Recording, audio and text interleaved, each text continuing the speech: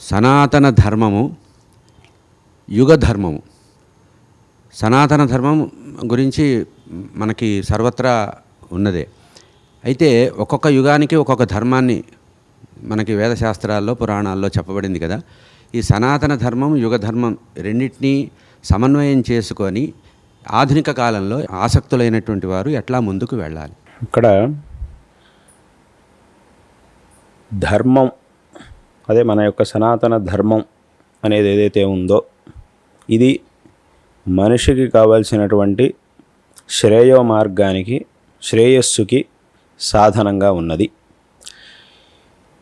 ఇటువంటి ఈ సనాతన ధర్మం మరియు దీని యొక్క ఫలమైనటువంటి శ్రేయస్సు ఇది ఎప్పటికీ కూడా మారదు.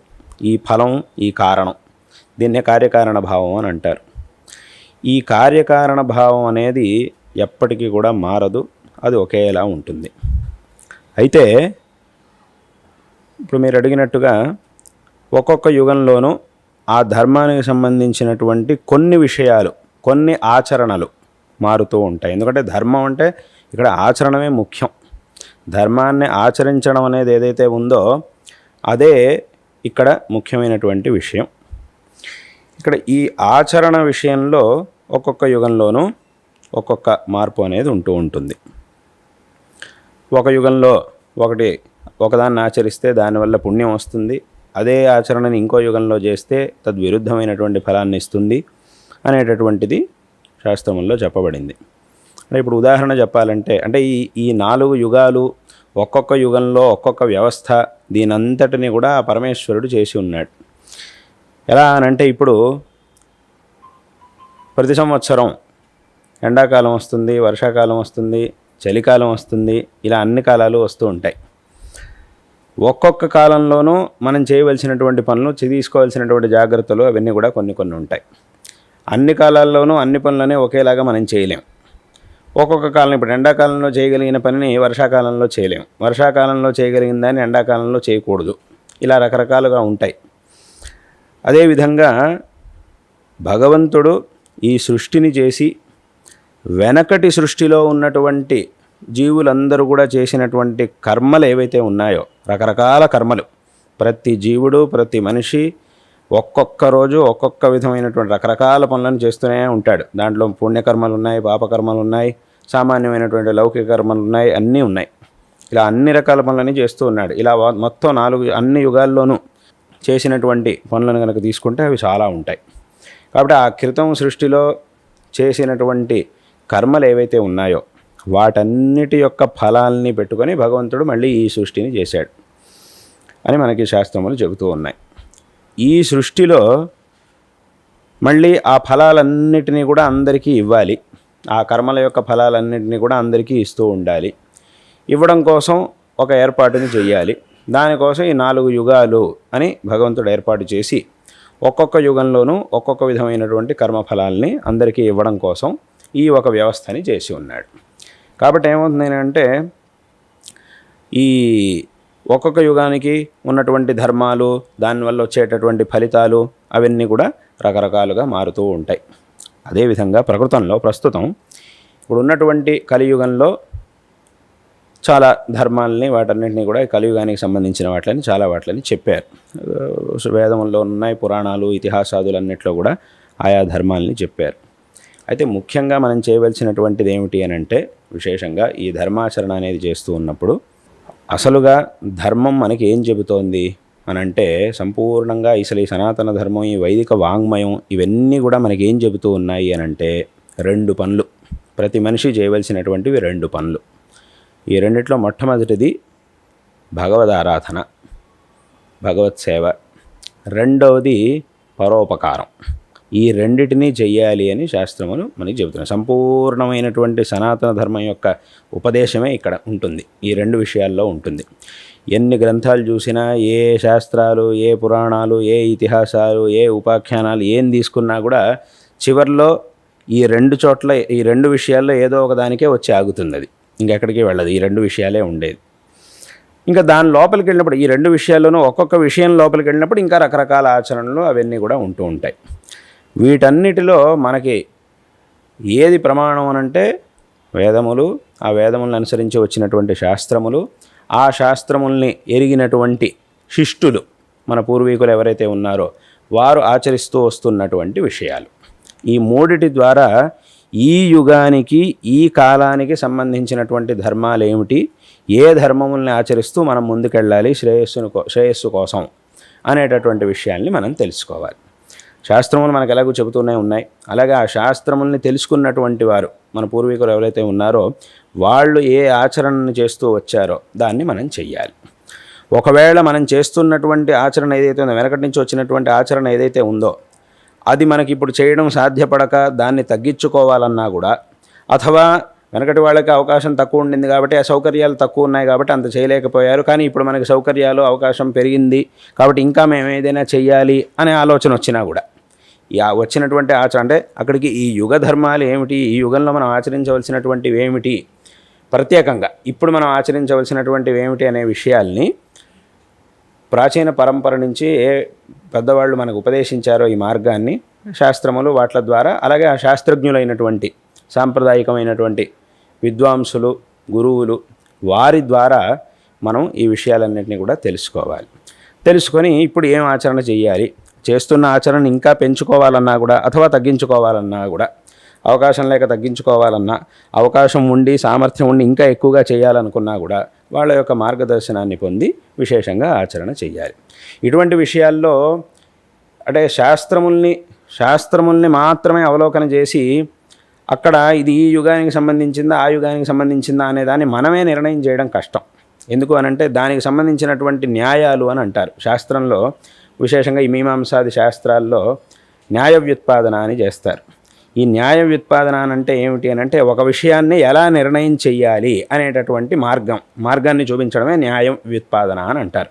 న్యాయము అని అంటే ఒక విషయం సందిగ్ధంగా ఉన్నప్పుడు ఇది ఇలా చేయాలా అలా చేయాలా, కొన్ని విషయాలను చూస్తే ఇలా చేయాలి అని అనిపిస్తోంది, ఇంకా కొన్ని విషయాలను చూస్తే అలా చేయాలని అనిపిస్తోంది, ఈ గ్రంథంలో ఇలా ఉంది ఆ గ్రంథంలో ఇలా ఉంది, దీన్ని ఎలా చేయాలి అనేటటువంటి సందిగ్ధ స్థితి ఏర్పడినప్పుడు దీన్ని ఇలాగే చెయ్యాలి, ఈ రెండు పక్షాల్లోనూ ఇదే ప్రబలమైనటువంటి పక్షం ఇలాగే చెయ్యాలి అని ఏ ఉపాయం ద్వారా మనం నిర్ణయం చేస్తామో దాన్ని శాస్త్రంలో న్యాయము అని అంటారు.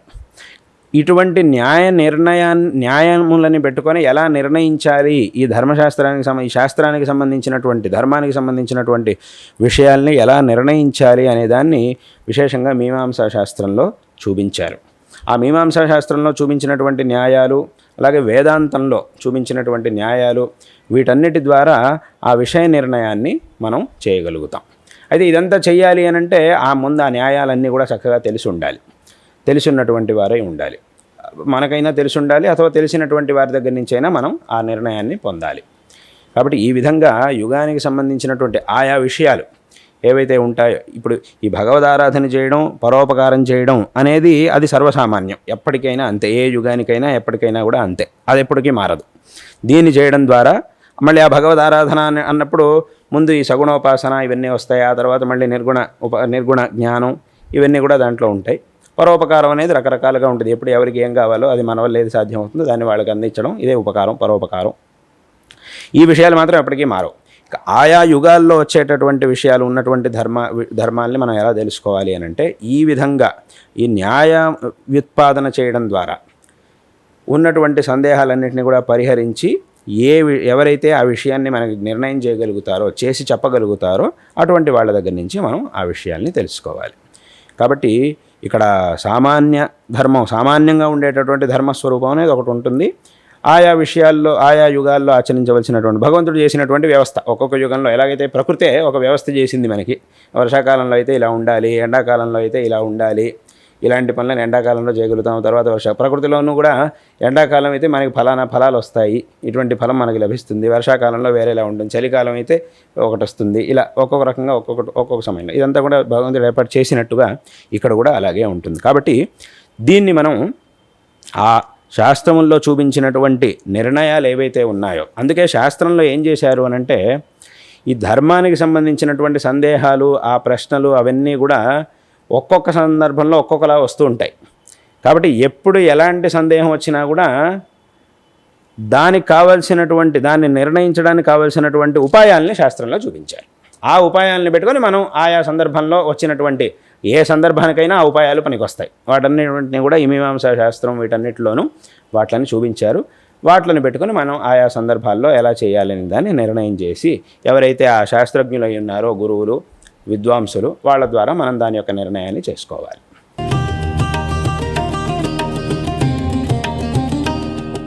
శ్రీచరుణ పాదార విందాలకి నమస్కరిస్తూ మాకు ఈ అవకాశాన్ని కల్పించినందుకు కృతజ్ఞతాభావంతో విద్య గురించిన ప్రశ్న అన్నది. అంటే విద్య అనుకుంటే మనం లౌకికమైన ఉద్యోగపరంగా నేర్చుకునే అక్షరాస్యతతో కూడిన విద్యని, సాంకేతిక పరంగా కూడిన విద్యని, ఇప్పుడు కృత్రిమ మేధస్సు, ఇంకా సామాజిక మాధ్యమాల ద్వారా తెలుసుకునే విషయ సంగ్రహాన్ని మనం విద్య అని ఒక అవస్థలో ఉన్నాం. ఈ అవస్థ సందిగ్ధ అవస్థకు ఎలా ఉందంటే మన గురించి మనం తెలుసుకునేందుకు దాన్ని సనాతన ధర్మంతో ఎలా అన్వయించాలో తెలియకుండా ఉంది మాకు. అంటే విద్యని మన శ్రేయస్సు కోసం ఎలా వినియోగించుకోవాలి అంటే ఇక్కడ ఇక్కడ విద్యాభ్యాసం అనేది మనిషికి చాలా అవసరమైనటువంటిది.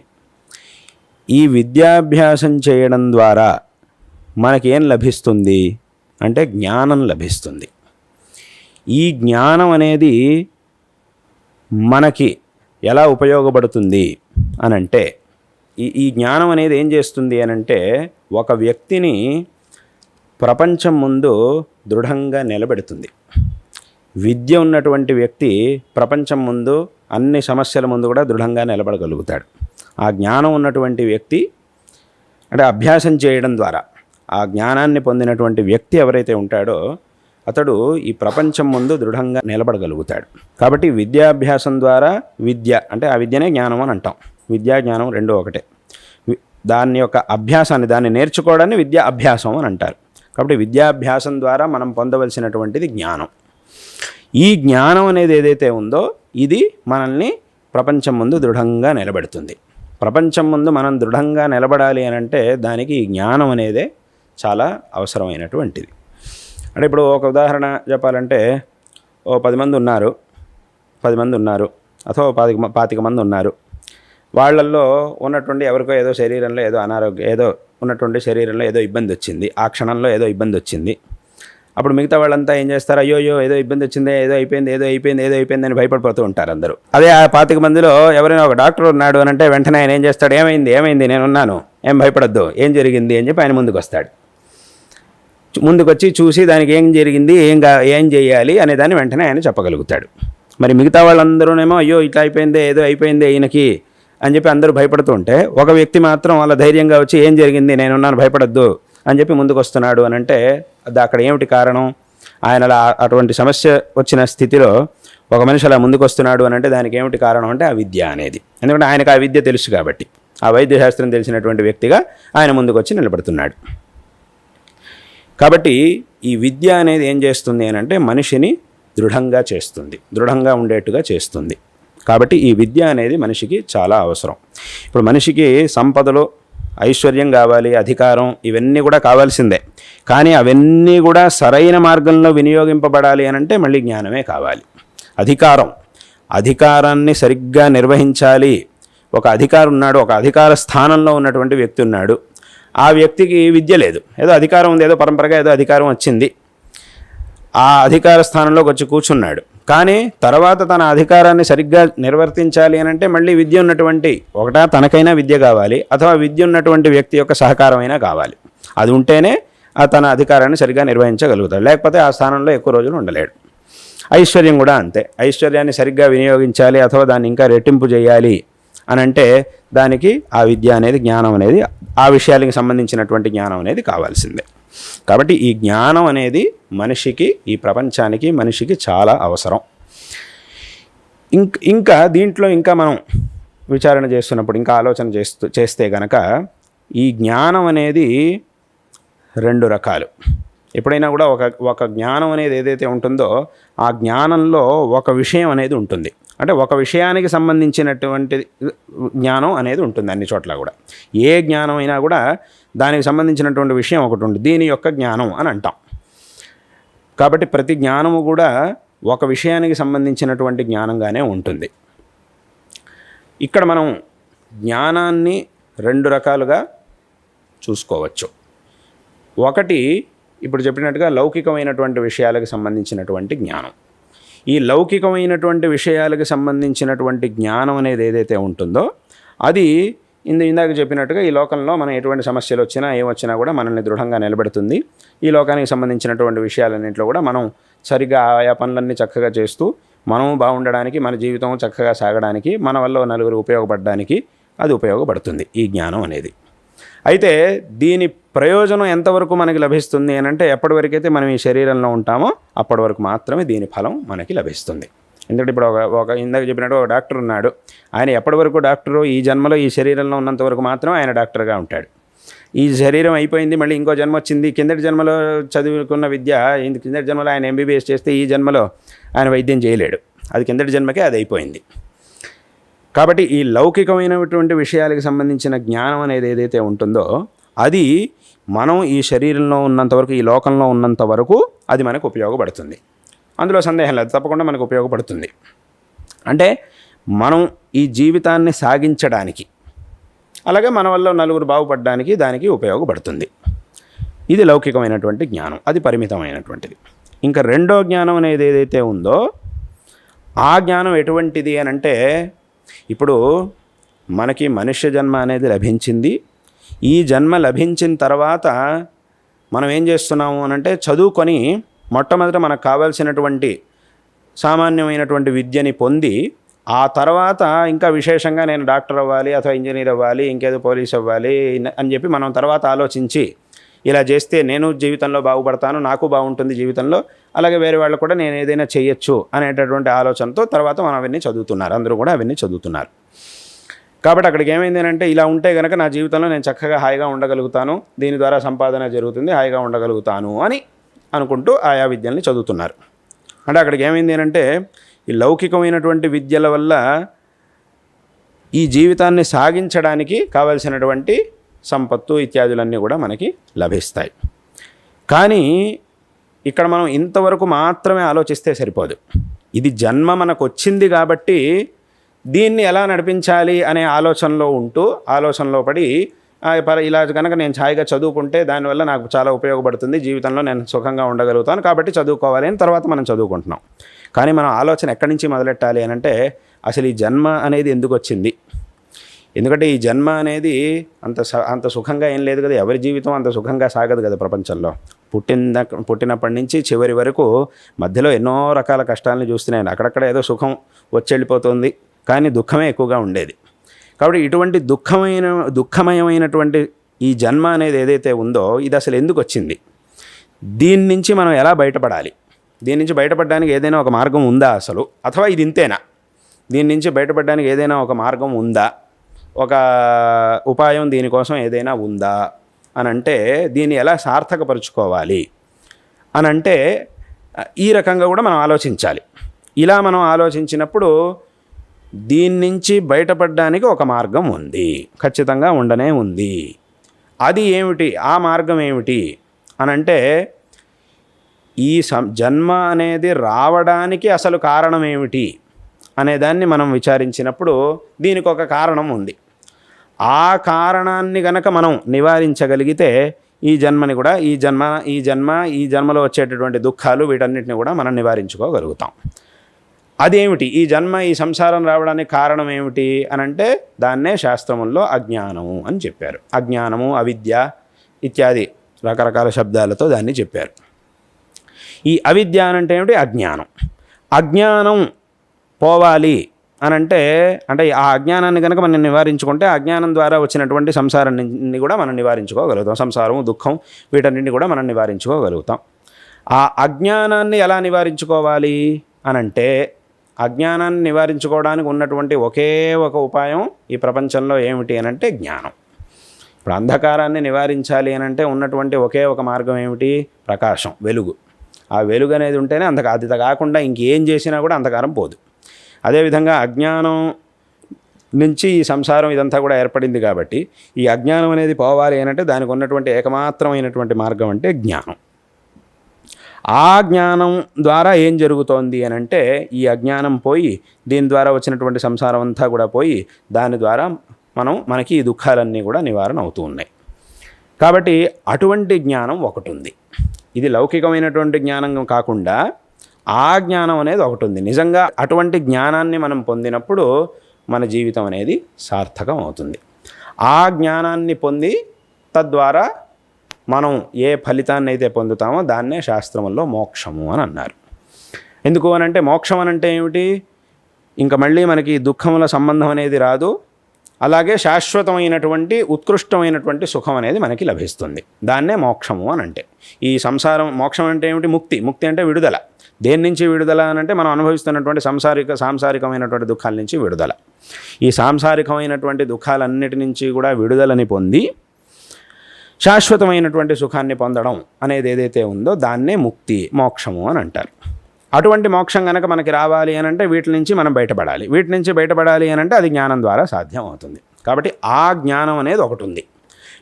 కాబట్టి ఈ జ్ఞానం అనేది రెండు రకాలుగా ఉంది. లౌకికమైనటువంటి జ్ఞానం, ఈ శాస్త్రంలో చెప్పబడినటువంటి ఆ తత్వజ్ఞానం అనేది ఈ విధంగా రెండు రకాలుగా ఉంది జ్ఞానం. ఈ రెండిటిలోనూ లౌకికమైనటువంటి జ్ఞానం అనేది ఏదైతే ఉందో అది మన జీవితాన్ని చక్కగా సాగించి మన జీవితంలో ఏమీ తక్కువ కాకుండా మనం మంచి స్థితిలో ఉండడానికి కావాల్సి ఉంటుంది. మనం ఉండడానికి అది ఉపకరిస్తుంది ఈ లౌకికమైనటువంటి జ్ఞానం. ఈ తత్వజ్ఞానం అనేది ఏదైతే ఉందో అది ఈ దుఃఖాలన్నిటి నుంచి కూడా విముక్తిని పొందడానికి అది మనకు ఉపకరిస్తుంది. కాబట్టి ఈ రెండిట్లోనూ అది ఉత్కృష్టమైనటువంటి జ్ఞానం. అంటే ఇక్కడ ఏమవుతుందంటే అక్కడికి యథావత ఏమైంది అని అంటే మనకి జన్మ అనేది ఒకటి రానే వచ్చింది, దాన్ని మనం ఆపలేం. వచ్చేసింది. వచ్చిన తర్వాత ఇంక మళ్ళీ దాన్ని మనం ఆపలేం. కాబట్టి వచ్చేసింది. కాబట్టి వచ్చినటువంటి జన్మలో మనకేమీ తక్కువ కాకుండా మనం మంచి స్థితిలో ఉండడం కోసం కావాల్సినటువంటి లౌకిక జ్ఞానాన్ని తప్పకుండా మనం పొందాల్సిందే. కాబట్టి ఏమైందంటే అది అనివార్యం. లేకపోతే మనం కనుక సరిగ్గా చదువుకోలేదు, సరిగ్గా చేయలేదు, సరైనటువంటి విషయాలకు కావాల్సినటువంటి జీవితాన్ని సాగించడానికి కావాల్సినటువంటి విషయాల గురించి సరిగ్గా తెలుసుకోకపోతే ఏముందంటే ఈ జీవితాన్ని సాగించడమే చాలా కష్టమైపోతుంది లోకంలో. కాబట్టి వచ్చినటువంటి జన్మని మనం అనివార్యంగా ఏదో ఒక రూపంలో దాన్ని సాగించాల్సిందే, సరైనటువంటి మార్గంలో దాన్ని సాగించాల్సిందే. కాబట్టి దానికి కావాల్సినటువంటి జ్ఞానాన్ని పొందాల్సిందే. అంటే అక్కడికి పొందాల్సిందే అని అంటే అక్కడికి ఏమైంది? ఇది అనివార్యము అని అయింది. అయితే అది అనివార్యం మాత్రం, ఇది ఆవశ్యకం. ఈ తత్వజ్ఞానం అనేది ఏదైతే ఉందో ఇది ఆవశ్యకం. ఎందుకంటే ఇందాక చెప్పినట్టుగా దీని యొక్క చింతనని మనం అక్కడి నుంచి మొదలెట్టాలి. అసలు ఈ జన్మ అనేది ఎందుకు వచ్చింది, అసలు దీని నుంచి బయటపడడానికి ఏమిటి ఉపాయం అనేదాన్ని మనం ఆలోచించాలి. అలా ఆలోచించినప్పుడు ఏమవుతుంది అని అంటే ఆ జ్ఞానం ద్వారా సంపూర్ణంగా ఈ సంసారం నుంచే మనం బయటపడగలుగుతాం. కాబట్టి అది ఉత్తమమైనటువంటి, దీనికంటే కూడా ఉత్కృష్టమైనటువంటి జ్ఞానం. కాబట్టి ఈ రకంగా ఈ రెండు రకాల జ్ఞానాలు ఉన్నాయి. వీటిల్లో మొదటిది అది అనివార్యం, మన లౌకిక ప్రపంచంలో జీవించడానికి కావలసినటువంటి అనివార్యమైన జ్ఞానం. రెండవది మనకి అవసరమైనటువంటి జ్ఞానం, ఆవశ్యకమైనటువంటి జ్ఞానం. దాన్నే తత్వజ్ఞానము అని శాస్త్రంలో అన్నారు. దీని గురించే మన ఉపనిషత్తుల్లోనూ భగవద్గీత మొదలైనటువంటి గ్రంథాలన్నింటిలో కూడా విశేషంగా చెప్పబడింది. దీన్నే శంకర భగవత్పాదాచార్యులు వారు, అందుకే ఆ పరమేశ్వరుడు శంకరాచార్యుల వారి రూపంలో అవతరించింది. భగవంతుడు ఒక్కొక్క యుగంలోనూ ఒక్కొక్క సందర్భానికి కావాల్సినట్టుగా ఒక శరీరాన్ని ధరించి మన ముందుకు వస్తాడు. ఆయా సందర్భాల్లో ధర్మోద్ధారం చేయడానికి కావాల్సినటువంటి మార్గాల్లో కావలసినటువంటి రూపాన్ని ధరించి మన ముందుకు వస్తాడు. ఈ విధంగా ఈ కలియుగంలో మాత్రం భగవంతుడు శంకరాచార్యుల వారి రూపంలో వచ్చాడు. అంటే ఏమిటి? జగద్గురువు యొక్క రూపంలో వచ్చాడు. ఎందుకు అనంటే ఇప్పుడు సంహరించాల్సింది రాక్షసుల్ని కాదు, ఇప్పుడు ఎవరిని వ్యక్తుల్ని సంహరించాల్సిన అవసరం లేదు. ఇప్పుడు మనిషిలో ఉన్నటువంటి అజ్ఞానాన్ని పోగొట్టాలి. అజ్ఞానాన్ని పోగొట్టాలంటే జ్ఞానం ద్వారా అజ్ఞానం పోతుంది. జ్ఞానాన్ని ఇచ్చేటటువంటి వ్యక్తి ఎవరు అంటే గురువు. కాబట్టి గురువు యొక్క రూపంలో, అంటే అందులోనూ సమస్త జగత్తుకి కావాల్సినటువంటి జ్ఞానాన్ని ఇవ్వాలి కాబట్టి జగద్గురువులు అని మన శంకరులను అంటున్నాం. ఆ రూపంలో భగవంతుడు అవతరించాడు. కాబట్టి ఈ జ్ఞానం అనేది మనిషికి చాలా అవసరమైనటువంటిది. అది ఏ రకంగా చూసుకున్నా కూడా, లౌకికంగా చూసుకున్నా కూడా, ఈ తాత్వికంగా చూసుకున్నా కూడా రెండు రకాల జ్ఞానాలు మనిషికి చాలా అవసరం. అయితే ఈ రెండిటిలోనూ లౌకికమైనటువంటిది అనివార్యం కాబట్టి అది ఎంత కావాలో అంత తీసుకొని తాత్వికమైనటువంటి జ్ఞానం ఏదైతే ఉందో దాని మీద మనం పరిపూర్ణంగా దృష్టి పెట్టాలి. ఎందుకంటే మనకి అనివార్యమైనటువంటి పనులు ఏవి ఉంటాయో అవి ఎంతవరకు కావాలో అంత చేస్తే సరిపోతుంది. కానీ ఆవశ్యకమైనటువంటిది ఏదైతే ఉంటుందో దాన్ని పరిపూర్ణంగా చేయాలి. దాన్ని సగం చేసి వదిలిపెట్టేస్తే కుదరదు. కాబట్టి దాన్ని పరిపూర్ణంగా చేయాలి. కాబట్టి ఈ జ్ఞానం అనేది మనకి ఇంత ఆవశ్యకం. కాబట్టి 2 రకాలుగాను ఈ జ్ఞానం అనేది మనిషికి చాలా అవసరమైనటువంటిది. అది ఇక్కడ ఇంకో చివరిగా ఒక విషయం ఏమిటి అని అంటే, ఇక్కడ లౌకికమైనటువంటి విషయాల జ్ఞానం వేరు, తాత్వికమైనటువంటి తత్వజ్ఞానం వేరు. దాని మార్గమే వేరు, దీని మార్గమే వేరు. దీన్ని కలపడం అనేది సాధ్యం కదా. ఎక్కడైనా 1-2 విషయాల్లో కలపడానికి సాధ్యం అవుతుందంటే, ఎక్కడ కలపడానికి అవకాశం ఉందో అక్కడ కావాలంటే కలపచ్చు రెండింటిని. కానీ దాని మార్గమే వేరు, దీని మార్గమే వేరు. కాబట్టి అక్కడికి ఏమైందంటే చాలామంది ఏం చేస్తుంటారంటే ఏదో బాగా కష్టపడి ఈ రెండింటిని ఏదో కలపాలి, ఏదో సమన్వయం చేయాలి అని ప్రయత్నిస్తుంటారు. కానీ నా ప్రకారం అది అనవసరం. ఆ సమన్వయం చేయాల్సిన అవసరం లేదు. ఎక్కడ సమన్వయం కుదిరిందో దానంతట తానే కుదిరింది అని అంటే పర్వాలేదు, దాన్ని తీసుకోవచ్చు, దాన్ని వదలాల్సిన పని లేదు. కానీ అలాగని ఏదో కష్టపడి కావాలని రెండింటిని కూడా ఏదో సమన్వయం చేస్తాము అని అంటే అది అనవసరం. ఎందుకంటే దాని మార్గమే వేరు, దీని శాస్త్రములు మనకి ఇస్తున్నటువంటి జ్ఞానమే వేరు, ఈ లౌకికమైనటువంటి విషయాలు, లౌకిక విద్యలు మనకి ఇస్తున్నటువంటి జ్ఞానమే వేరు. దీని మార్గం దీని ప్రయోజనం వేరు, దాని మార్గం దాని ప్రయోజనం వేరు. ఎక్కడ కలుస్తాయో అక్కడ కలుపుకోవచ్చు, ఎక్కడ కలవో అక్కడ ఏదో ప్రయత్నం చేయాలి, ఈ రెండింటిని కలిపితేనే దీనికి ఏదో విలువ వస్తుంది, అలా ఏమీ లేదు. అంటే చాలామంది ఏం చేస్తూ ఉంటారంటే శాస్త్రంలో చెప్పినటువంటి జ్ఞానానికి ఏదో మీరేదో లౌకికంగా ఏదో దానికి ఏదో కారణం చూపించాలి, హేతువు చూపించాలి, చూపిస్తేనే అది సరి అవుతుంది అని చాలామంది అనుకుంటూ ఉంటారు. కానీ అది అవసరం లేదు, అలా చేయాల్సినటువంటి అవసరం లేదు. దాని మార్గం దానిది, దీని మార్గం దీనిది.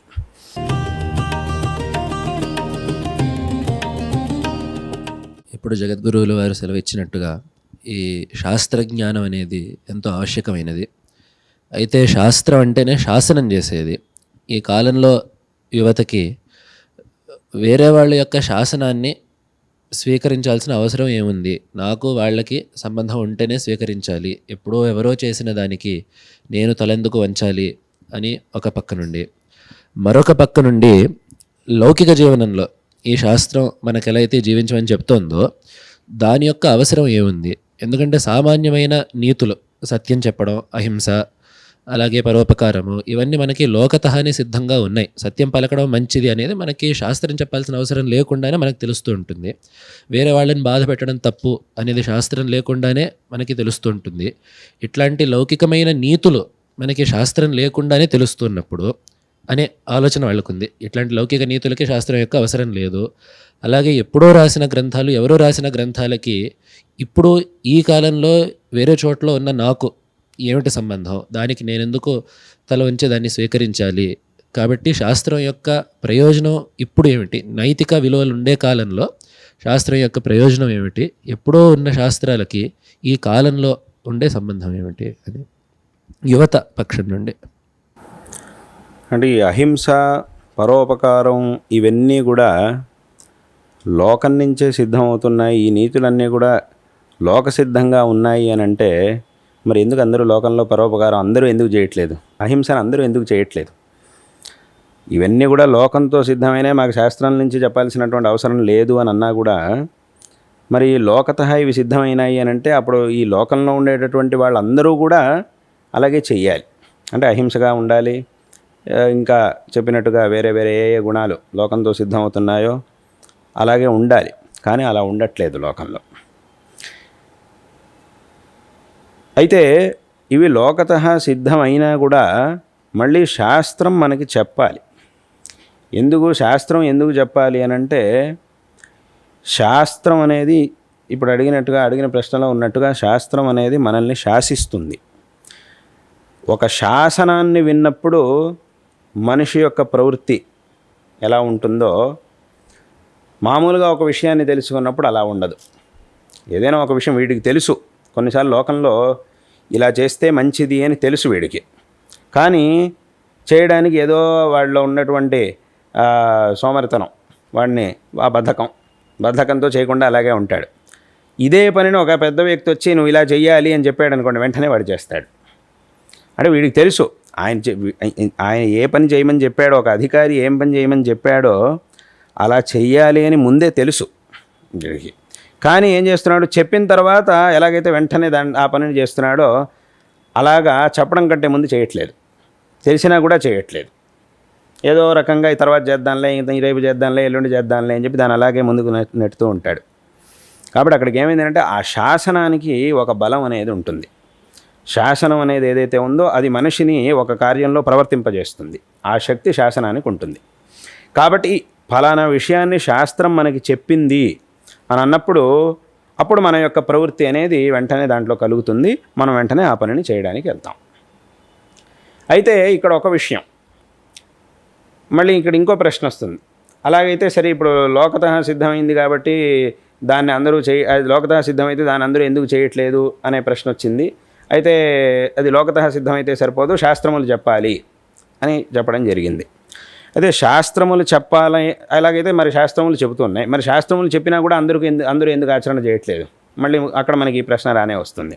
శాస్త్రములు చెబుతున్నాయి, అలాగైతే శాస్త్రం చెప్పింది కాబట్టి అందరూ కూడా ఎందుకు చేయట్లేదు అని అంటే, శాస్త్రములు చెప్పినా కూడా ఆ శాస్త్రముల విషయంలో ప్రామాణ్య బుద్ధి అనేది లేకపోవడం వల్ల, శాస్త్రములు పరమ ప్రమాణములు, అవి మనకి చెప్పినటువంటి విషయాల్ని మనం తప్పకుండా ఆచరించాలి అనేటటువంటి విషయాలు చాలామందికి, అంటే ఆ ప్రామాణ్య బుద్ధి అనేది లేకపోవడం వల్ల శాస్త్రములు చెప్పినా కూడా దాన్ని అతిక్రమించేటటువంటి ప్రవృత్తిని మనం చూస్తూ ఉంటాం లోకంలో.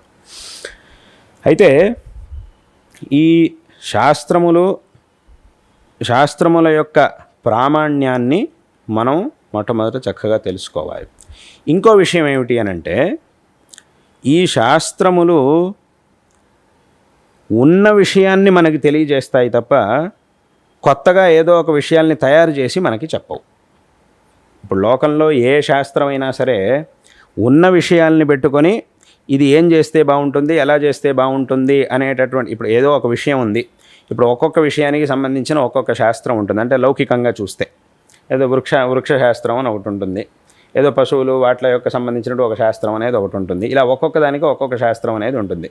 వ్యవసాయం ఉంది, వ్యవసాయానికి ఒక శాస్త్రం అని ఉంటుంది దానికి సంబంధించినట్టు. ఏదైనా ఒక వస్తువుని, ఈ లోహాలు వీటన్నిటితో ఏదైనా ఒక వస్తువు తయారు చేయాలంటే దానికి ఒక శాస్త్రం అనేది ఉంటుంది.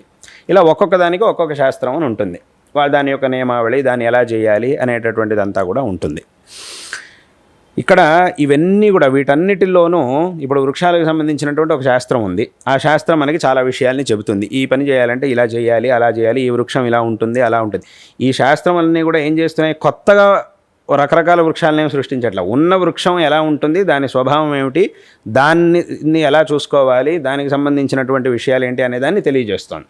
అంటే ఆ ఈశ్వర సృష్టిలో ఉన్నటువంటి విషయాలు ఏవైతే ఉన్నాయో వాట్ల మీద పరిశోధనలు చేసి, అంటే ఉన్న విషయం మీద పరిశోధన చేసి దాన్ని బాగా చక్కగా తెలుసుకొని దాన్నే వ్యక్తులు గ్రంథాల రూపంలో రాశారు. కాబట్టి ఏమైంది అని అంటే, అక్కడ ఉన్నటువంటి విషయాల్ని ఇది మనకి చెబుతోంది. అదేవిధంగా ఆయా వృక్షాలను మనం ఇలా చేస్తే ఇంకా ఇలా ఒక విశేషం వస్తుంది, అలా చేస్తే ఇంకా ఒక విశేషం ఉంటుంది అవన్నీ కూడా వీళ్ళు సృష్టించింది కాదు. అక్కడ దానికి ఆ శక్తి అనేది ఉంటేనే, ఆ విషయంలో ఆయా వృక్షాలకి ఆయా శక్తి అనేది ఉన్నప్పుడే ఈ శాస్త్రం చెప్పేవన్నీ కూడా అక్కడ పనిచేస్తాయి. ఏదో కొత్తగా ఏదో చేయడం అనేది సాధ్యం కాదు. కాబట్టి అక్కడికి ఏమైంది, అందుకే దీని గురించి శాస్త్రంలో శంకరాచార్యుల వారు ఒక మాట చెప్పారు, జ్ఞాపకం హి శాస్త్రం న కారకం అని అన్నారు. శాస్త్రం ఏం చేస్తుంది అని అంటే ఉన్నటువంటి విషయాల్ని మనకు తెలియజేస్తుంది.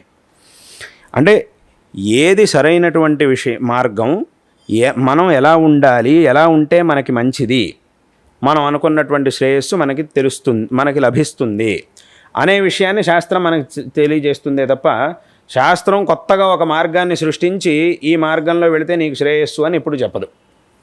ఉన్న మార్గం ఏదో దాన్ని శాస్త్రం చూపిస్తుంది. అందుకే దీన్ని జ్ఞాపకం అంటే మనకి తెలియజేసేది అని అర్థం. అంటే ఉన్న విషయాన్ని శాస్త్రం మనకి తెలియజేస్తుంది.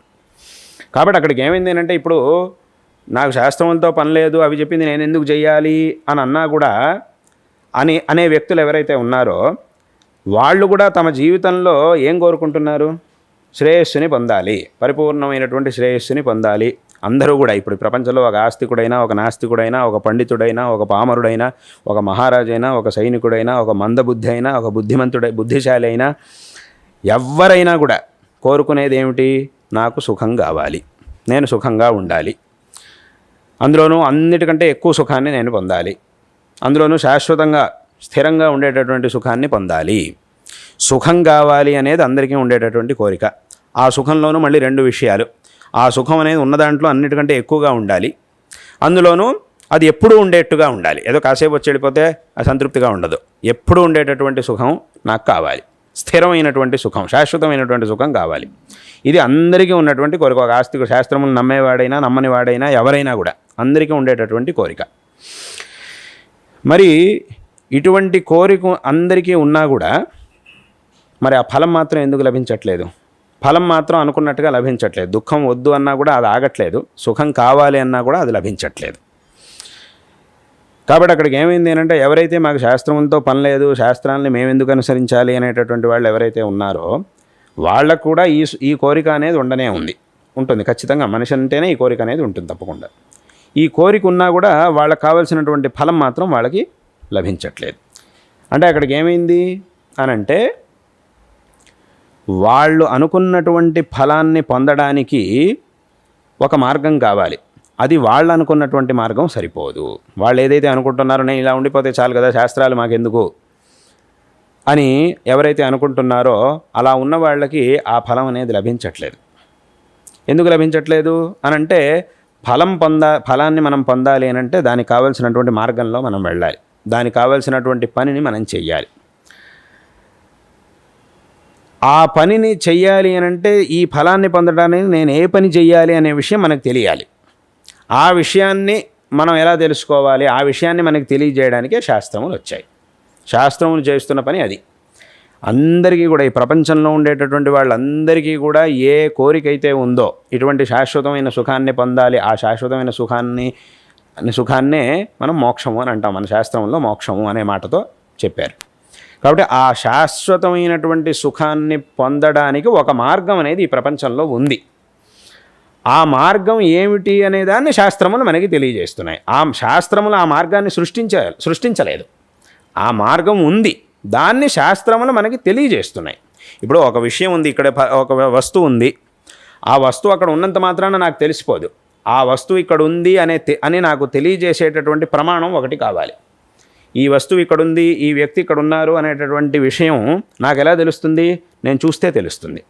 అక్కడికి చూడాలి అని అంటే నా కంటితో నేను చూస్తే అప్పుడు నాకు ఆయన అక్కడ ఉన్నారు, ఆ వస్తువు ఇక్కడ ఉంది అనే విషయం నాకు తెలుస్తుంది. అంటే అక్కడికి ఏమైంది, నా కన్ను ఏం చేస్తోంది? కొత్తగా ఆయన్ని సృష్టించి నాకు చూపించట్లే, ఉన్నారు ఆయన్ని నాకు చూపిస్తోంది. కొత్త వస్తువులన్నింటినీ కూడా సృష్టి చేసి నా కన్ను నాకు చూపించదు. అన్ని వస్తువులు అలాగే ఉన్నాయి. అయితే ఆ ఉన్న వస్తువుని నాకు చూపించేది ఏది అని అంటే నా కన్ను. అదేవిధంగా శాస్త్రముల్లో చెప్పబడినటువంటి శ్రేయో మార్గం అనేది ఏదైతే ఉందో అది నిజంగా ఉంది. అయితే దాన్ని మనకి తెలియజేసేటటువంటి ఒక మాధ్యమం ఏమిటి అంటే అది శాస్త్రం. కాబట్టి అక్కడికి ఏమైంది అని అంటే, ఎవరికైతే ఈ శ్రేయస్సుని పొందాలి అనేటటువంటి ఆశ ఉందో వాళ్ళందరికీ కూడా దానికి కావాల్సినటువంటి మార్గం కావాలి. ఆ శ్రేయస్సుని పొందడానికి ఒక మార్గం కావాలి. ఆ మార్గాన్నే శాస్త్రములు మనకి చూపిస్తూ ఉన్నాయి. కాబట్టి మనం శాస్త్రముల్ని ఒప్పుకున్నా ఒప్పుకోకపోయినా శాస్త్రములు చూపించినటువంటి మార్గం యొక్క ఆవశ్యకత మనకుండానే ఉంది అని అయింది. అంటే ఇప్పుడు ఎందుకంటే ఇందాక చెప్పినట్టుగా ఆ శ్రేయస్సుని పొందాలి అనే ఆశ అందరికీ ఉండనే ఉంది. దాన్ని మాత్రం అందరూ ఒప్పుకోవాల్సిందే. వాడు ఆస్తికుడైనా నాస్తికుడైనా అందరికీ ఈ కోరిక ఉండనే ఉంది. ఎవరు కూడా నాకు సుఖం అక్కర్లేదు, దుఃఖం కావాలి అని ఎవరు అనరు. తప్పకుండా అందరూ నాకు సుఖమే కావాలి అని అంటారు. కాబట్టి ఈ ఆశ ఉన్నటువంటి ప్రతి మనిషికి వాళ్ళు శాస్త్రాలను ఒప్పుకున్నా ఒప్పుకోకపోయినా శాస్త్రములు చెప్పినటువంటి మార్గం యొక్క అవసరం వాళ్ళకు ఉండనే ఉంది. ఆ ఫలాన్ని కనుక వాళ్ళు పొందాలి అని అంటే శాస్త్రములు చెప్పినటువంటి మార్గంలో వెళ్ళాల్సిందే. అందుకే శాస్త్రముల్లో ఈ విషయాన్ని ఊరికే చెప్పలేదు. ఏదో ఊరికే ఈ మార్గంలో వెళ్ళిపోతే నీకు మంచిది అవుతుందని అలా ఊరికే చెప్పలేదు. చాలా చర్చించి రకరకాల యుక్తుల్ని అన్నిటినీ కూడా పెట్టుకొని దీర్ఘకాల చర్చ చేసి ఈ విషయాన్ని నిర్ణయించారు. ఇంక అందరూ కోరుకునేటటువంటి ఆ శ్రేయస్సు ఏదైతే ఉందో దాన్ని పొందడానికి ఇదొక్కటే మార్గము అనేటటువంటి విషయాల్ని శాస్త్రంలో ఆ ఊరికే ఏదో ఒక 2 రోజులు కూర్చొని ఏదో విచారణ చేసి ముగించలేదు. చాలా విస్తారంగా దీన్ని వివరణ చేసి చర్చ చేసి ఇదే అసలైనటువంటి మార్గము అని నిర్ణయించారు. కాబట్టి అక్కడికి ఏమైంది అని అంటే, శాస్త్రముల్లో చూపించినటువంటి మార్గం అందరికీ కూడా అవసరమైనటువంటిది. ఈ విషయాన్ని అందరూ తెలుసుకోవాలి. కాబట్టి అక్కడికి ఏమైంది అని అంటే, శాస్త్రముల యొక్క గొప్పతనం అలాగే శాస్త్రముల్లో చెప్పబడినటువంటి విషయాల యొక్క జ్ఞానం అందరికీ లేదు. కాబట్టి అందరూ ఏం చేస్తున్నారు అంటే, మాకు శాస్త్రముల యొక్క అవసరం ఏముంది, మేమే తెలుసుకుంటాం, మేమేదో చేసేస్తామని అందరూ అంటూ ఉంటారు. కానీ అలా చేయడం అనేది కుదరదు. ఎందుకంటే ఈ విషయం అనేది అంత గంభీరమైనటువంటి చాలా సామాన్యమైన విషయం కాదు, ఇది చాలా గంభీరమైనటువంటి విషయం. కాబట్టి ఇటువంటి విషయాన్ని శాస్త్రములు మనకి తెలియజేస్తూ ఉన్నాయి. కాబట్టి అక్కడికి ఏమైంది అంటే అందరూ కూడా ఈ శాస్త్రముల్లో చెప్పబడినటువంటి ఆ గొప్ప మార్గాన్ని అందరూ కూడా తెలుసుకోవాలి. శాస్త్రముల యొక్క గొప్పతనం ఏమిటి అనేదాన్ని మనం తెలుసుకోగలగాలి. కాబట్టి అక్కడికి ఏమైంది అంటే శాస్త్రం లేకపోయినా పర్వాలేదు, నేనేదో తెలుసుకుంటాను అని అంటే అది తెలుసుకోవడానికి సాధ్యమయ్యే విషయం కాదు. కాబట్టి అక్కడికి శాస్త్రములు ఎందుకు వచ్చాయి, ఎందుకు అసలు శాస్త్రములు ప్రవృత్తం అయి ఉన్నాయి అని అంటే ఏదైతే మనందరం కోరుకుంటూ ఉన్నటువంటి ఫలం ఉందో దానికి కావాల్సినటువంటి మార్గాన్ని మనకి చూపించడానికి వచ్చాయి. ఎందుకంటే ఈ మార్గాన్ని మనం కంటితో చూస్తే తెలిసేది కాదు, కంటితో చూడలేం. ఈ ధర్మాధర్మాలని వీటన్నిటిని కూడా మన కంటితో చూసే వస్తువులు కావు ఇవన్నీ కూడా. కాబట్టి దాన్ని తెలుసుకోవాలంటే ఒక సరైనటువంటి ప్రమాణం ఉండాలి. ఆ ప్రమాణమే శాస్త్రములు. కాబట్టి ఈ శాస్త్రముల యొక్క గొప్పతనం అందరికీ తెలియాలి. శాస్త్రముల యొక్క ప్రామాణ్యం ఇందాక చెప్పినట్టుగా ఆ ప్రామాణ్యం అనేది ఏదైతే ఉందో అది అందరికీ తెలియాలి. కాబట్టి ఇక్కడ శాస్త్రముల యొక్క అవసరం అనేది ప్రతి మనిషికి కూడా తప్పకుండా ఉండనే ఉంది. తాను కోరుకున్నటువంటి శ్రేయో మార్గాన్ని, ఎందుకంటే శాస్త్రం చెప్పినటువంటి మార్గంలో వెళ్ళి శ్రేయస్సుని పొందినటువంటి వాళ్ళు చాలామంది ఉండనే ఉన్నారు. తాము ఏ కోరికనైతే కలిగి ఉన్నారో ఆ కోరిక ప్రకారం ఫలాన్ని పొందినటువంటి వాళ్ళు, మోక్షాన్ని పొందినటువంటి వాళ్ళు చాలామంది ఉండనే ఉన్నారు. కానీ శాస్త్రముల్ని వదిలేసి మోక్షాన్ని పొందినటువంటి వాళ్ళు అని అంటే అలా ఎవరూ లేరు. ఏదో వాళ్ళు ప్రయత్నించి ఉండొచ్చు, ఎందుకంటే వాళ్ళకి శాస్త్రాలను ఒప్పుకోవాలి అని వాళ్ళకి లేదు. కాబట్టి వాళ్ళు ఏదో ఒక మార్గాన్ని అనుకొని ఈ మార్గంలో నేను వెళతాను అని అనుకుంటూ ఉండొచ్చు. కానీ అలా వెళ్ళి శ్రేయస్సుని పొందినటువంటి వాళ్ళు లేరు. కాబట్టి అక్కడికి ఏమైంది అంటే ఈ మార్గం అనేది మనకి చాలా అవసరమైనటువంటిది. శాస్త్రం చెప్పినటువంటి మార్గాన్ని అందరూ కూడా తెలుసుకోవాలి. అలాగే ఇక్కడ ఇంకోటి ఏమిటి అంటే ఏదో వెనకటి కాలంలో రాసినటువంటి శాస్త్రాలు ఇప్పుడు ఎందుకు అని కొంతమంది అంటూ ఉంటారు. కానీ వెనకటి కాలంలో రాసినా ఇప్పటి కాలంలో రాసినా శాస్త్రములు ఏ విషయాన్ని అయితే చెప్తున్నాయో ఆ విషయాలు ఏమీ మారలేదు. ఇప్పుడు ఎన్నో వందల సంవత్సరాల క్రితం ఉన్నటువంటి వాళ్ళకు కూడా నాకు సుఖం కావాలి అనేటటువంటి ఆశ ఉండనే ఉంది, ఇవాళకి కూడా ఆశ అనేది ఉండనే ఉంది. అదేవిధంగా శాస్త్రములు ఏం చెప్తున్నాయి, ఇది ధర్మం, ఇది చెయ్యాలి, ఇది అధర్మం, దీన్ని చేయకూడదు, ఈ చేయకూడదు అని చెప్పినా కూడా నువ్వు దాన్ని చేసావు అని అంటే దాని ద్వారా నీకు దుఃఖం అనేది సంప్రాప్తిస్తుంది. దేన్ని చేయమన్నారో దాన్ని చేస్తే తద్వారా నీకు సుఖం అనేది లభిస్తుంది అని శాస్త్రములు మనకి చెప్తున్నాయి. ఇది ఎప్పటికీ మారదు. ఇది ఏ యుగమైనా సరే, ఏ కాలమైనా సరే, ఏ శతమానమైనా కూడా ఇది మారదు. ఇప్పుడైనా మారదు, 100 ఏళ్ల క్రితం 1000 ఏళ్ల క్రితం మారదు, ఇప్పటికీ మారదు, ఇంకా భవిష్యత్తులో కూడా అది ఎప్పటికీ మారదు. అది ఎప్పుడు కూడా ఒకే రకంగా ఉంటుంది. కాబట్టి అక్కడికి ఏమైంది అంటే శాస్త్రములు మనకి ఏ విషయాన్ని అయితే చెప్తున్నాయి అవి రచింపబడిన కాలం ఏదైనా ఉండొచ్చు, కానీ దాంట్లో చెప్పబడినటువంటి విషయాలు ఏవైతే ఉన్నాయో అవి ఎప్పటికీ కూడా నూతనంగానే ఉంటాయి, మనకు కావాల్సినటువంటి విషయాలుగానే ఉంటాయి. అలాగే ఇప్పుడు ఇంకో విషయం ఏమిటి అంటే ఈ ప్రపంచంలో చాలామంది ఏమంటూ ఉంటారు, మనమంతా చాలా ఆధునికమైనటువంటి కాలంలో ఉన్నాం, ఇంత ఆధునికత వచ్చింది, ఇన్ని సౌకర్యాలు పెరిగినాయి, మనిషి తన బుద్ధితో ఇవన్నీ కూడా కనిపెట్టాడు, అవి చేస్తున్నాడు, ఇది చేస్తున్నాడు, కాబట్టి ఇవన్నీ మనం ఆధునికంగా ఇంత ముందుకు వెళ్ళినా కూడా ఇంకా ఈ శాస్త్రములు ఇవన్నీ కూడా మనకు కావాలా అని కొంతమంది అడుగుతూ ఉంటారు. అయితే ఇక్కడ మనం తెలుసుకోవాల్సినటువంటి విషయం ఏమిటంటే ఇక్కడ మనిషి నిజంగా చాలా తన యొక్క బుద్ధిశక్తితో చాలా వస్తువుల్ని కనిపెట్టాడు, తద్వారా చాలా సౌకర్యాల్ని పొందుతున్నాడు అనేటటువంటి విషయంలో ఏమాత్రం సందేహం లేదు, అది వాస్తవమే. కానీ ఈ ప్రపంచంలో సౌకర్యములు పెరిగినాయి అనే మాట ఎంత వాస్తవమో దుఃఖం ఏమీ తగ్గలేదు అనేది కూడా అంతే వాస్తవం. తప్పకుండా దీని అందరూ కూడా ఒప్పుకోవాల్సిందే. దుఃఖం ఏమాత్రం తగ్గలేదు, సుఖం కూడా ఉండనే ఉంది. ప్రపంచంలో సుఖము దుఃఖము రెండూ కూడా ఉండనే ఉన్నాయి. ఈ సుఖ దుఃఖాలు ఇప్పుడు ఉన్నాయి, 100 సంవత్సరాల క్రితం ఉన్నాయి, 1000 సంవత్సరాల క్రితం ఉన్నాయి, ఇంకా 1000 సంవత్సరాలు గడిచినా కూడా ఉండనే ఉంటాయి. అంటే అక్కడికి ఏమైంది, 100 సంవత్సరాల క్రితం కూడా చాలా సుఖంగా, ఈ సౌకర్యాలు ఏమీ లేనటువంటి కాలంలోనూ చాలా సుఖంగా ఉన్నటువంటి వాళ్ళు ఉండేవారు. అలాగే దుఃఖాన్ని అనుభవించేవాళ్ళు అప్పుడు ఉండేవాళ్ళు. ఇప్పుడు ఇన్ని సౌకర్యాల మధ్య కూడా చాలా దుఃఖాన్ని అనుభవిస్తున్నటువంటి వాళ్ళు చాలామంది ఉన్నారు, సుఖంగా ఉండేటటువంటి వాళ్ళు చాలామంది ఉన్నారు. అంటే అక్కడికి ఏమైందంటే ప్రపంచంలో ఉన్నటువంటి ఆధునికత అనేది మారినా కూడా సుఖ దుఃఖాలు మాత్రం మారలేదు. అవి అప్పుడు ఉన్నాయి. పైగా ఇప్పుడు కాలంలో చాలామంది ఏమంటుంటారు, ఇప్పుడు మనం 2 రకాల మాటలని మనమే మాట్లాడుతుంటాం. ఏమిటి, వెనకటి కాలంలో ఈ సౌకర్యాలు ఏమీ లేక చాలా కష్టపడుతుండేవాళ్ళు, ఇప్పుడు ఇవన్నీ వచ్చినాయి కాబట్టి హాయిగా సుఖంగా ఉన్నాం అని కూడా మళ్ళీ మనమే అంటాం. మళ్ళీ ఇంకో సందర్భంలో మనమే ఏమంటాం అనంటే వెనకటి కాలంలో అయితే ఇవన్నీ ఉండేవి కాదు, చాలా హాయిగా ఉండేవాళ్ళు, చాలా సుఖంగా ఉండేవాళ్ళు, ఇప్పుడు ఇవన్నీ రావడం వల్ల కొత్త కొత్త దుఃఖాలు ఇబ్బందులు మొదలైనాయి అని మళ్ళీ మనమే అంటాం. 2 రకాల మాటలని అనేది మనమే. ఇవేమీ లేక పాపం కష్టపడ్డారు అని అంటాం. ఇవేమీ లేకుండా చాలా హాయిగా ఉండేవాళ్ళు, ఇప్పుడు ఇవన్నీ రావడం వల్ల మనం కష్టపడుతున్నాం, ఇవన్నీ ఉండడం వల్ల కష్టపడుతున్నాం అని అంటున్నాం. అంటే అక్కడికి ఏమైంది అని అంటే సుఖము దుఃఖము రెండూ కూడా ప్రపంచంలో ఉండనే ఉన్నాయి. ఈ ధర్మాధర్మాలకి సుఖ దుఃఖాలతో సంబంధమే తప్ప ఈ ఆధునికతతోనా ప్రాచీన కాలమా ఆధునిక కాలమా అనే దాంతో సంబంధం ఉండదు. కాబట్టి ఎప్పటి వరకైతే మనిషి సుఖాన్ని కోరుకుంటాడో దుఃఖాన్ని వద్దనుకుంటాడో అప్పటి వరకు ధర్మాధర్మాలు మనిషికి కావాల్సిందే.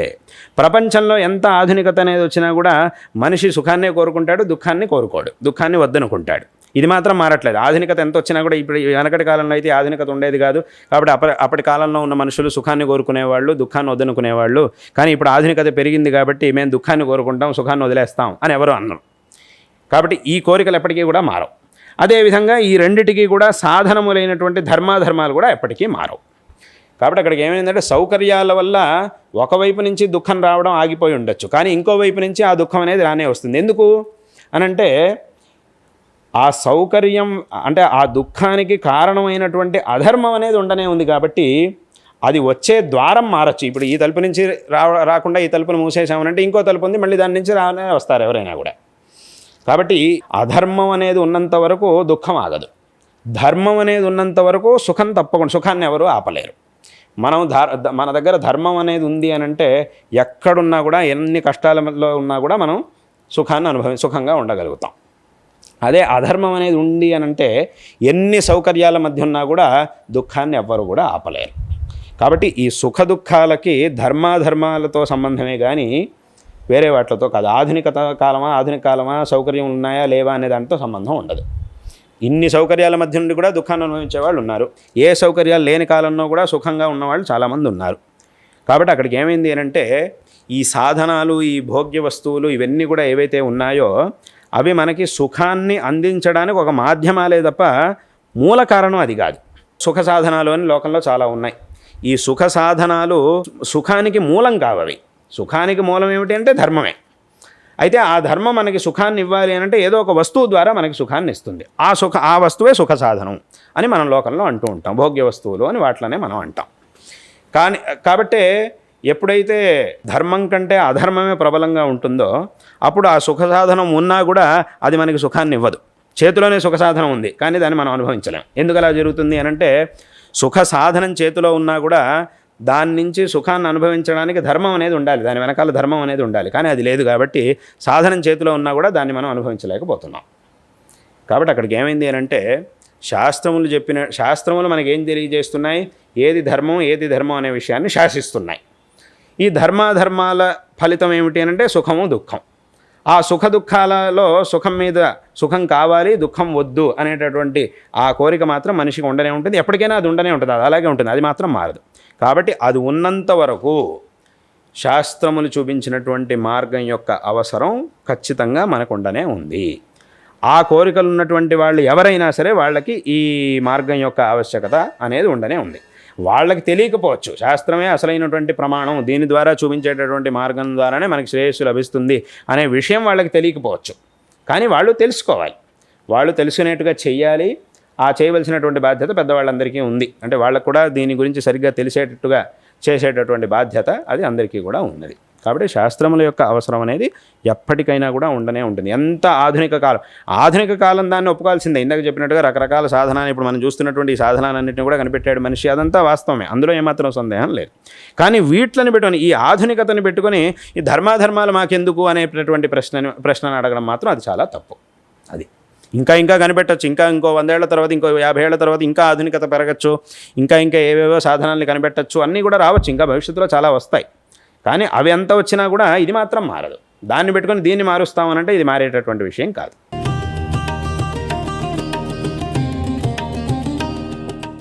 గురుగారు, ఈ శాస్త్రం గురించి చాలా బాగా అర్థమైంది.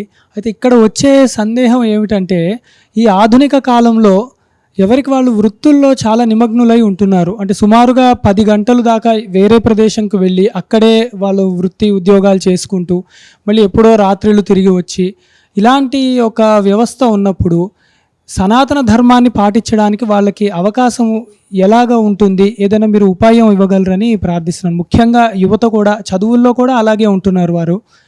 దీనికి ఒక ఉపాయం మీరు ఇవ్వగలరని ప్రార్థిస్తున్నాం గురుగారు. అదే ఇప్పటి కాలంలో ఉన్నటువంటి విద్యా వ్యవస్థ లేకపోతే ఉద్యోగ వ్యవస్థ వీటన్నిటి నిమిత్తంగా చాలా గంటల పాటు ప్రతిరోజు చాలా గంటల పాటు దానికోసం సమయాన్ని వెచ్చించాల్సి వస్తుంది అందరికీ కూడా. ఇది అనివార్యం కాబట్టి వాటికి ఆ సమయాన్ని వెచ్చించాల్సినటువంటి అవసరం ఉన్నది. అయితే శాస్త్రం మనిషిని ధర్మాన్ని ఆచరించమని శాసించేటప్పుడు ఈ శాసనంలోనే ఇంకొక విషయాన్ని కూడా చెప్పింది శాస్త్రం. ఏమిటి అనంటే నీకున్నటువంటి శక్తి సామర్థ్యాలకి తగినట్టుగా నువ్వు చేయాలి అని చెప్పింది. ఎక్కడా కూడా శాస్త్రం మనిషిని బలవంతంగా ఈడ్చుకొచ్చి నువ్వు ఇది చేయాలి అని చెప్పదు శాస్త్రం. నీకున్నటువంటి శక్తి సామర్థ్యాల ఇప్పుడు ఒక 100 రూపాయలు ఖర్చు పెట్టి ఏదో ఒక మంచి పని చేయాల్సినటువంటి సామర్థ్యం ఉన్నవాడికి శాస్త్రం నువ్వు 100 రూపాయలు ఖర్చు పెడితే సరిపోదు, నువ్వు 1,00,000 రూపాయలు ఖర్చు పెట్టాల్సిందే అని ఎప్పుడు శాస్త్రం చెప్పదు. నువ్వు 1,00,000 రూపాయలు ఖర్చు పెడితేనే నీకు మంచి చేస్తాను లేదంటే చెయ్యను అని ఎప్పుడు శాస్త్రం చెప్పదు. ధర్మం కూడా అలా చెప్పదు. శాస్త్రం ఏం చెప్పింది అనంటే నీకు దగ్గర ఇంతే సామర్థ్యం ఉందా, అయితే దాన్నే నువ్వు చెయ్యి, నీకు కావలసినటువంటి శ్రేయస్సుని నేను ఇస్తాను అని ధర్మం అని శాస్త్రం మనకి చెప్పింది. అందుకే స్వయంగా భగవద్గీతలో కృష్ణ పరమాత్మ ఏం చెప్పాడు?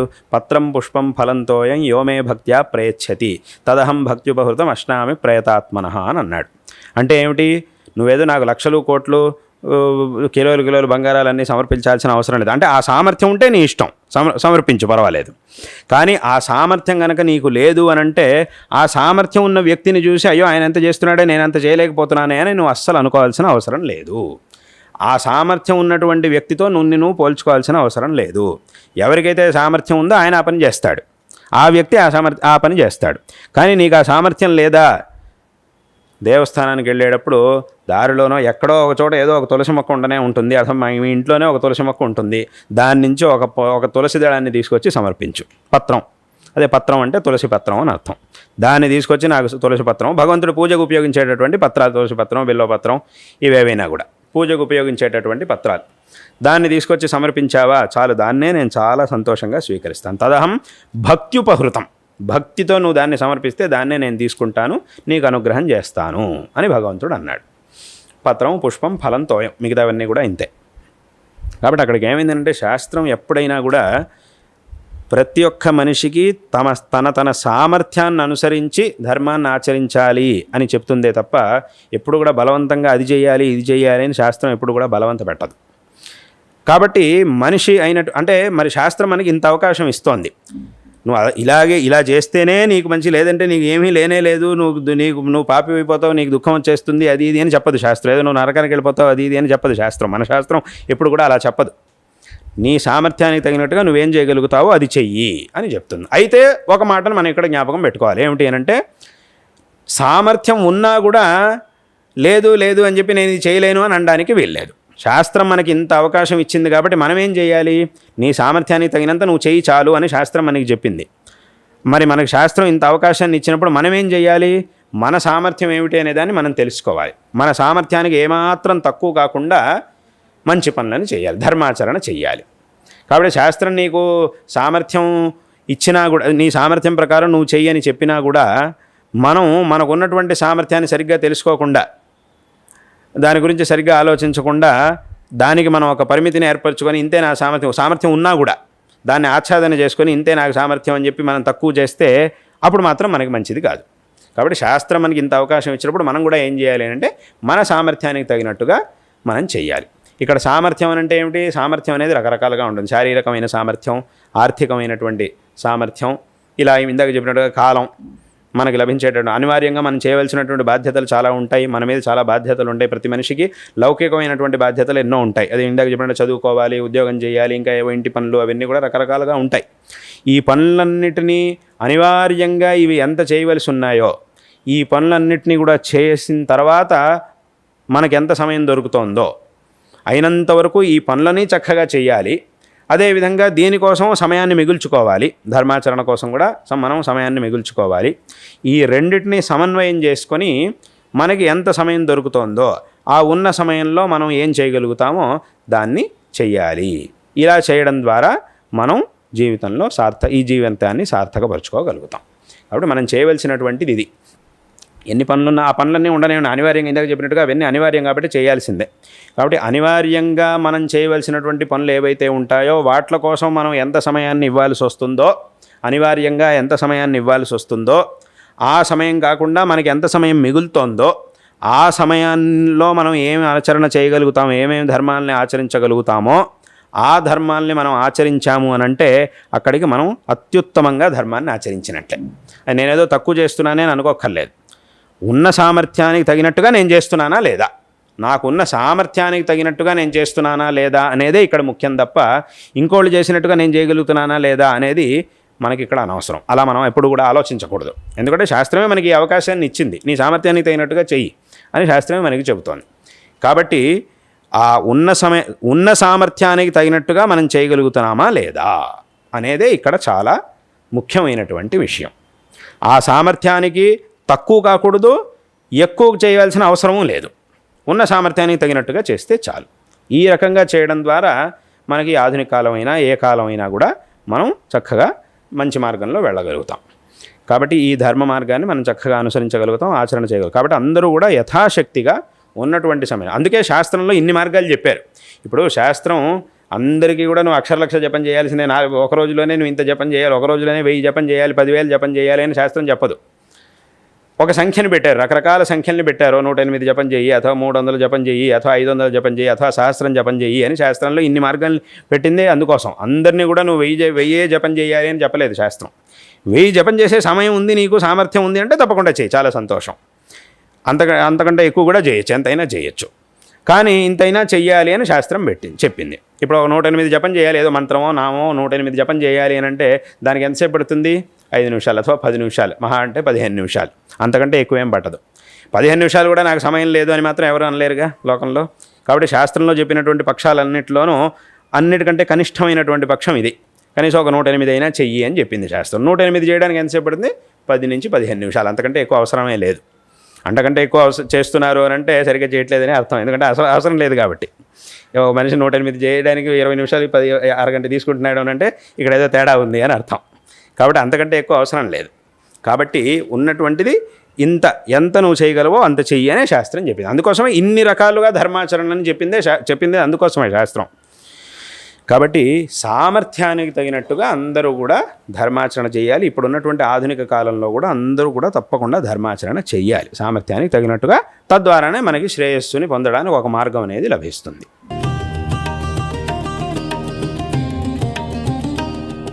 ఈ ఆధునిక కాలంలో గతంతో పోలిస్తే ప్రవచనం చేసేవారి సంఖ్య విరళంగా పెరిగింది. అయితే గతంలో శాస్త్రం చదువుకున్నవారు, పుష్కలమైనటువంటి జ్ఞానం ఉన్నవాళ్ళు ప్రవచనాలు చేస్తే అదొక పద్ధతిగా ఉండేది.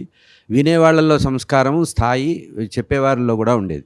ఇప్పుడు ఆధునిక కాలంలో ఒక్కొక్కరు ఒక్కొక్క రకంగా ప్రవచనాలు చెప్పడం వల్ల ఆస్తికులైనటువంటి వారికి సంశయాలు పోవడం తగ్గి పెరగడం వస్తోంది. అంటే ఈ ప్రవచనం చేసేవారికి జగద్గురువుల ద్వారా ఒక నిర్దేశం ఆశిస్తున్నాను. ప్రవచనం అనేది ఏదైతే ఉందో ఇది అనేక విషయాల్ని ప్రజలకి తెలియజేయడం ద్వారా వాళ్ళల్లో జ్ఞానాన్ని పెరిగేట్టుగా చేసేటటువంటి ఒక అత్యుత్తమమైనటువంటి సాధనం ప్రవచనం అనేది.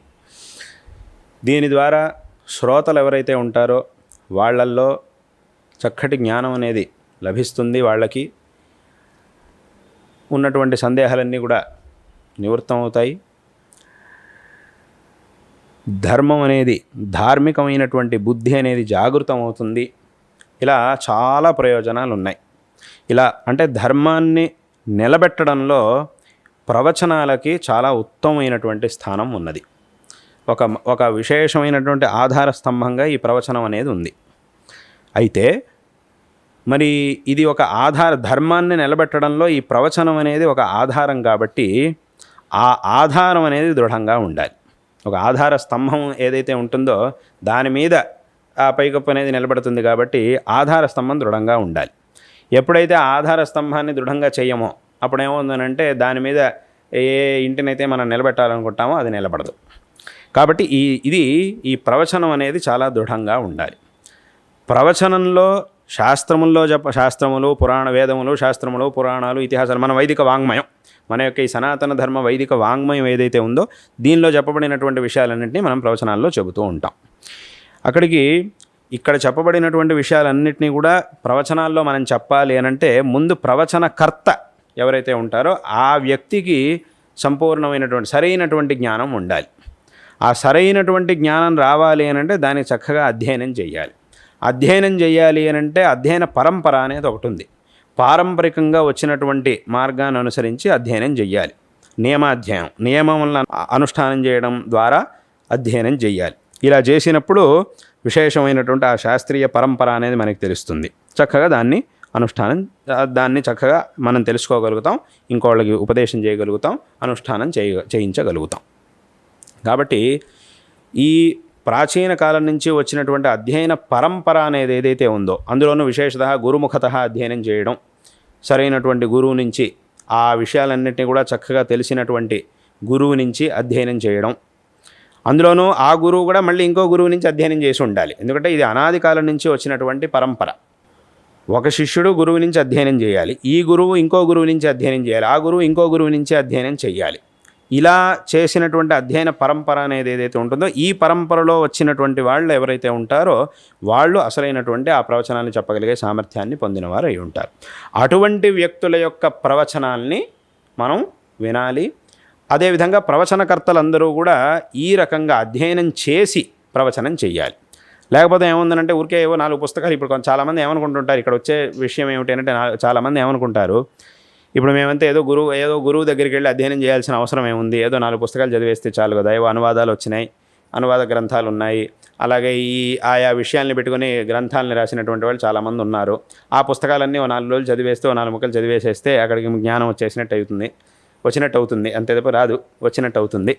కాబట్టి అక్కడ మేము ఏదో ప్రవచనం చెప్పేస్తే 4 ఉండనే ఉంటారు. ఇప్పుడు లోకంలో పరిస్థితి ఎలా ఉందనంటే ఎవరు ప్రవచనం చెప్పినా కూడా అక్కడ కూర్చొని చప్పట్లు కొట్టేవాళ్ళు 4 ఉండనే ఉంటారు. ఎవరైనా సరే చప్పట్లు కొట్టేవాళ్ళు 4 ఉంటారు. అది చాలు వీళ్ళకి, ఆ 4 చప్పట్లు కొట్టించుకున్నాం అనేది చాలు అనే పరిస్థితిలో ఉన్నారు చాలామంది. అటువంటి వాళ్ళు మనం అక్కడక్కడ చూస్తూ ఉంటాం, వింటూ ఉంటాం. కాబట్టి దీన్నే చూసేసి ఇంకా వాళ్ళు ఏమనుకుంటారంటే ఇంకా మాకు అన్నీ తెలుసు, 4 చప్పట్లు కొట్టారు, ఆహా చాలా అద్భుతంగా చెప్పారు అని అనగానే ఇంకా వీళ్ళంతా కూడా మాకు అన్నీ తెలుసు, ఇంకా మమ్మల్ని మించిన వాళ్ళు లేరు అని అనుకొని ఏం చేస్తారు, ఇంకా సంబంధం లేని విషయాలన్నింటిలో ఇంకా లోపలికి దూరుతూ ఉంటారు. ఇంకా సంబంధం లేని విషయాలన్నింటినీ కూడా మాట్లాడడం మొదలెడతారు. ఇప్పుడు జనాలు అంటున్నారు, జనాలు ఏదో చప్పట్లు కొట్టారు, మీరు బాగా ప్రవచనం చెప్పారు అని అనొచ్చు. ఎందుకంటే జనాలకు అసలు ఏ విషయమో తెలియదు, అసలుగా శాస్త్రంలో ఏముంది అనేది వాళ్ళకి తెలియదు. అక్కడ ఉన్నదాన్ని ఈయనేం చెప్పారు, అక్కడ ఉన్నదాన్ని ఉన్నట్టు చెప్పారా అథవా ఎలా చెప్పారు అనేది వాళ్ళకి తెలియదు. వాళ్ళకి వినేవాళ్ళ శ్రోతల పరిస్థితి ఎలా ఉంటుంది, ఏదో వినడానికి ఒక మంచి ఏదో బాగుంది, వాళ్ళ మనస్సుకి బాగుంది అనిపించేట్టుగా 4 మాటలు ఎవరైనా ఆడారు అని అంటే చాలు, బాగుంది, చాలా బాగుంది అని వాళ్ళు అంటారు. అయితే వాళ్ళు అలా అన్నారు అన్నంత మాత్రాన ఈయన చెప్పిన విషయం సరిగ్గా ఉందా లేదా అనే దాన్ని మనం తెలుసుకోవాలి అంటే శాస్త్రముల ద్వారానే తెలుసుకోవాలి. వినేవాళ్ళకి బాగుంది అని అనిపించవచ్చు, కానీ మన మనస్సుకి బాగుంది అని అనిపించిందల్లా మంచిది అని అనడానికి వెళ్ళలేదు. ఎందుకంటే చెడు విషయాలు బాగున్నాయని మనకు అనిపిస్తాయి, మంచి విషయాలు నచ్చవు. 2 రకాలుగానూ ఉంది. మంచి విషయం మంచిదైనా మనకది నచ్చకపోవచ్చు, విషయం సరిగ్గా లేకపోయినా మనకది నచ్చచ్చు. అది మనిషి యొక్క స్వభావం ప్రకారం ఇలా విరుద్ధంగా మనిషి కనిపిస్తూ ఉంటాయి. కాబట్టి ఇక్కడికి ఏమైంది అనంటే ఏం చేసినా కూడా మనకి ఆ శాస్త్రములు పురాణాలు మనకి ఏ మార్గాన్ని చూపిస్తున్నాయో, అందులోనూ మళ్ళీ ఇంకో విషయం ఏమిటి, ఇక్కడ పురాణాల్లోనూ విషయ నిర్ణయం చేయాలంటే మళ్ళీ దానికి ఒక మార్గం ఉంది. ఎందుకంటే ఈ పురాణానికి ఆ పురాణానికి కొన్నిసార్లు పైన మనకి చూసినప్పుడు విరుద్ధంగా కనబడుతుంది.